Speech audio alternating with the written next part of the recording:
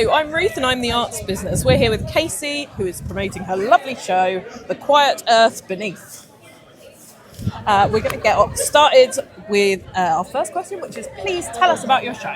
Right, okay. It's spoken word and music. I've made this as a collaboration with this brilliant artist and musician Jack Brett, and it's an exploration of ritual and loss, but more specifically closure. And I don't know, I like to think of it as a kind of puzzle that you piece together. There's lots of disparate threads that by the end, everything is sort of blended into one. So yeah, I think it sits somewhere between Daniel Kitson and Kay Tempest. That's the kind of Venn diagram I'm aiming for. So yeah. How long have the pair of you been working on it? Me and Jack, we started working on it at the start of this year. So we did a development and we did a kind of a version of it, a rehearsed reading, work in progress version in Adelaide when we first developed it. And then after that, we worked on it some more and upscaled it and kind of explored all the things that we learned from the run in Adelaide and have brought it here. So, yeah. Awesome. How's the response been so far? So far, this was day 2. Nice. And we've had lovely big audiences. The response has been...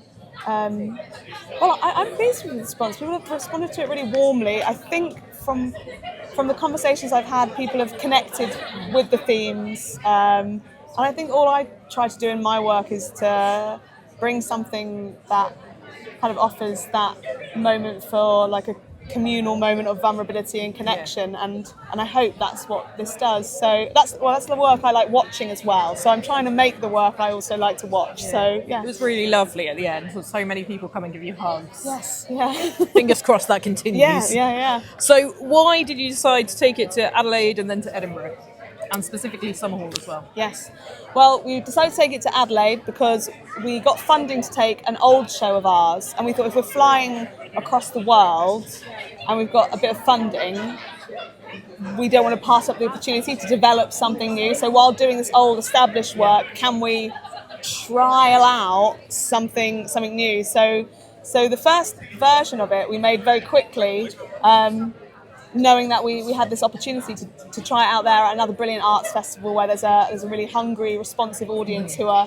I find at both of these arts festivals, Adelaide and Edinburgh, and different arts festivals, the audience is so willing to go with you on a journey, and so I think that's the best place to develop work, because you've got this audience who wants to find something they've never seen before. So I think that's what makes Summerhall so special. So from your point of view, you've selected a very good venue. Oh, thank you. I love it. I mean, also it's the programme that I open up, and then it's the one where I want to book all the things. So I think like if that's the one where I want to book everything, then hopefully my work fits within that programme. So where have you travelled up from?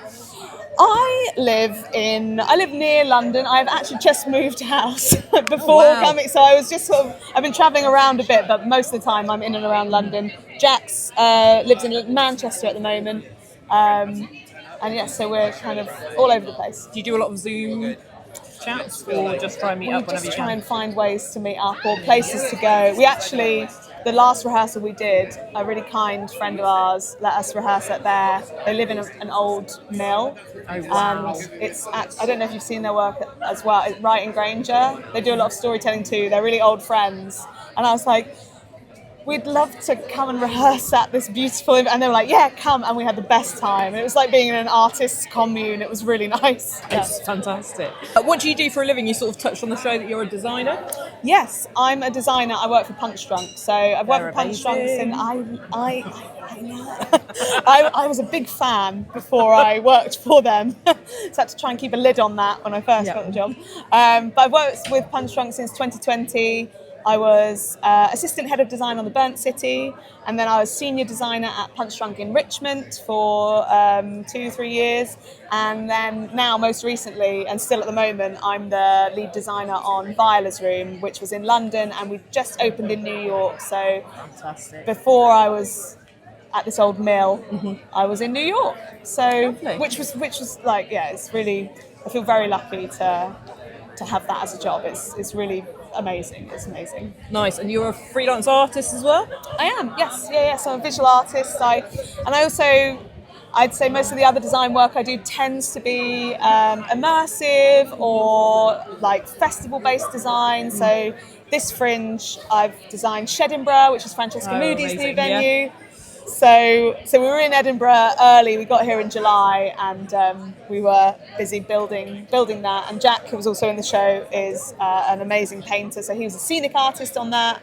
So yeah, we've been all over the place. At least you've based like for a month, and then you can settle Yeah. in, and you're not just straight into Fringe madness. Yeah. How did you fund or budget your show, and what's a rough sort of budget that you had for it? This show, to be totally honest, it was really hard to fund it. Mm-hmm. We didn't get any external funding, so the money that we made from Adelaide just went straight back into paying for this show. So all of our box office from Adelaide paid for all the upfront costs for this.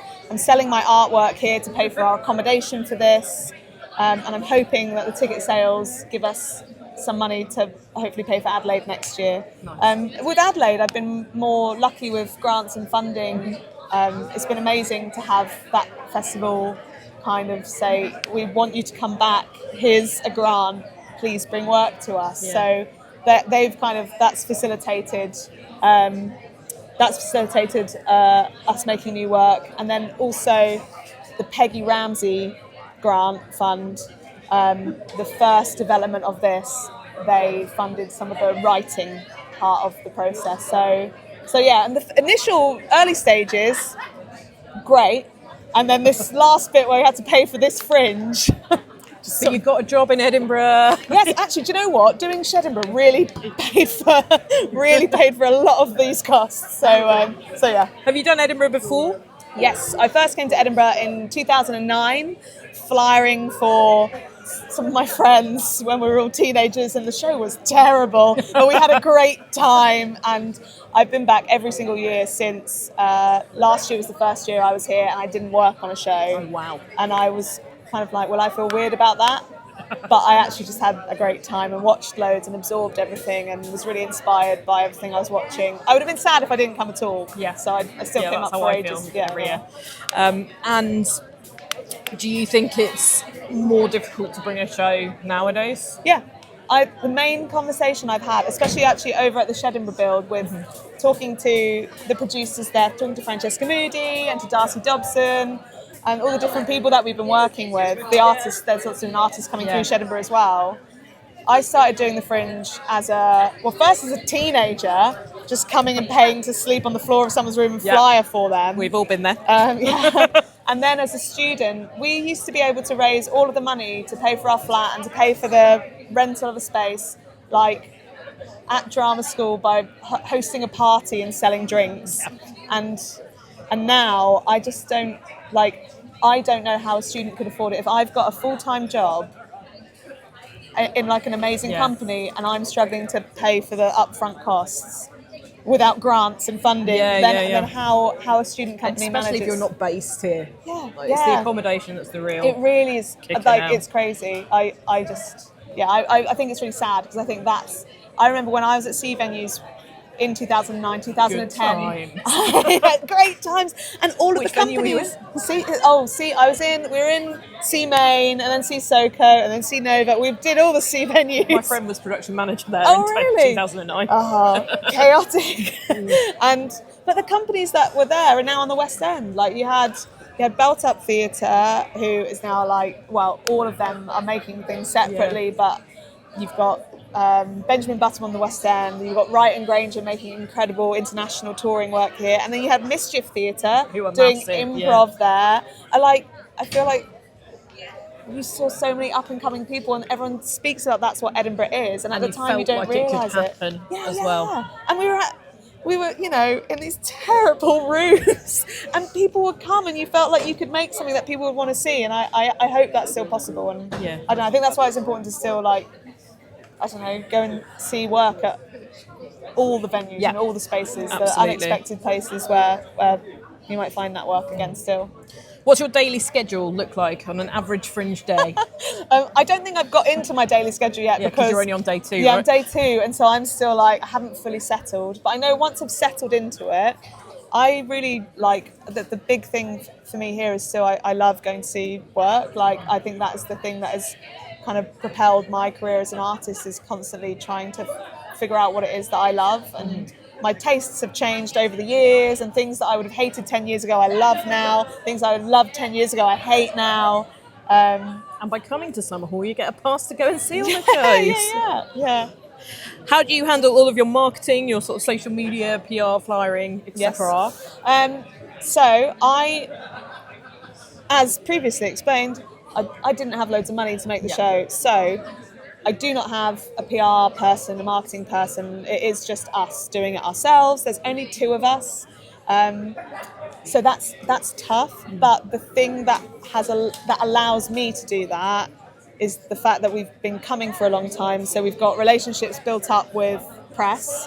So it's hard to get press through the door. There's so many shows and there's so little time, and the cost for the reviewers to come and stay as well is as bad as it is for the artists. If there are people coming from outside of town. I went to uni here, so we stay out in. Where do we stay out in? West Calder with one of my uni mates. Yeah. Because I looked at getting an ibis in Hunter Square, £400 a night. I think the only reason that I can come and do the festival without hiring someone to do PR is because just by merit of being here and having, had that relationship going for the last 15 years. I saw a photo come up on my Facebook memories, because I still use Facebook. Who am I?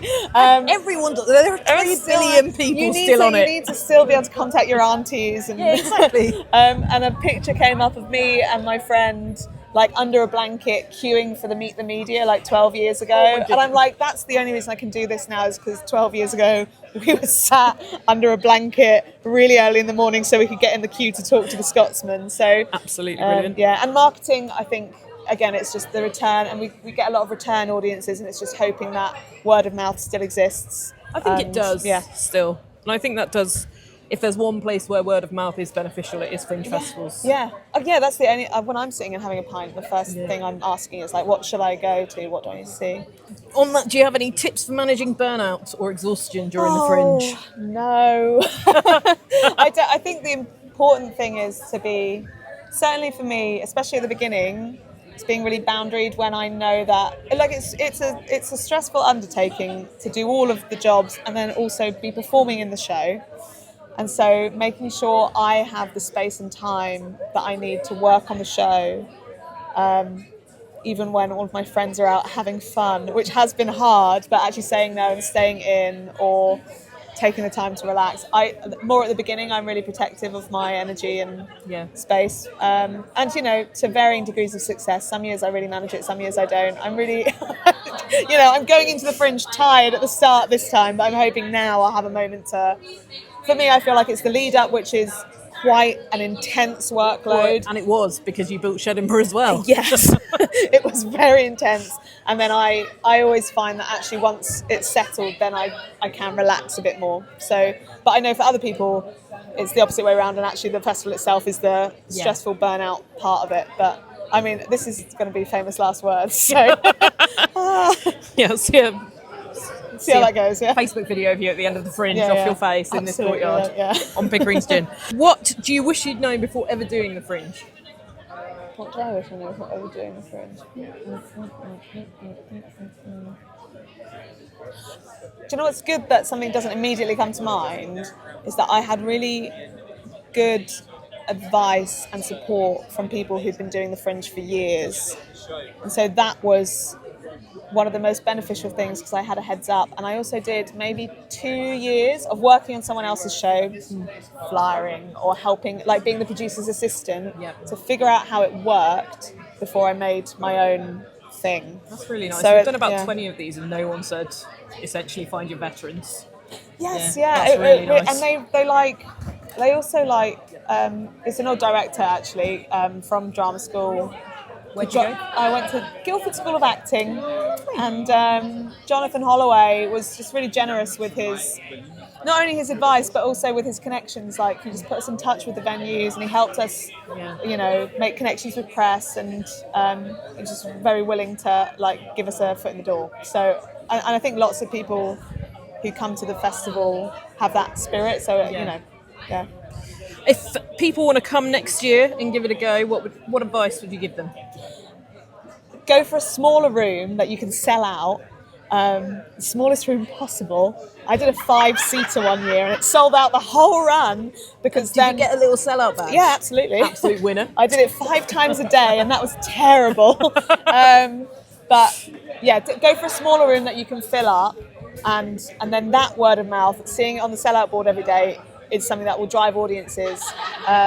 Bring something that you want to watch, and I think know what you want to get out of it, especially if you don't have all the funding in the world to hire every the PR and the marketing. If you're coming here to try and book a tour, book a UK tour, maybe that's the focus one year, or if you're trying to gather reviews and that's the main focus on that, but maybe just set some goals and know that you can't always do all of the things. Sometimes you've got a once in a blue moon, the show just does it. Yeah, it just happens, but and nobody knows why. And it's amazing that still happens. Really, that is cool. Sum up your Fringe experiences in one sentence. Oh, it's my favourite place in the world, and I think that I'm glad that I had that experience. I think I'm lucky that my early Fringes were good ones, because I think if you come up here and your sort of early experiences are not good ones, then that can tarnish it. I've had some bad ones, but they were just later in the run. Yeah. So by then I really loved it last time. I really loved it. There was a time when I loved it. So yeah, I love it. I love it. And finally, where can we find your show and you and Jack? You can find the show at 7:30 p.m. in the Dissection Room at Summerhall every day for the festival, apart from 2 of the Mondays when Summerhall everything's not on. Yep. And you can find me and Jack on Instagram. I'm at caseyjandrews.art and Jack is jackbrett __. And also my website is www.caseyjandrews.com, and that's got all my work on it and our mailing list and says what's coming up next. And go to the shop and buy all of your artwork. Perfect. Thank you so much. Thank you for you. coming, guys.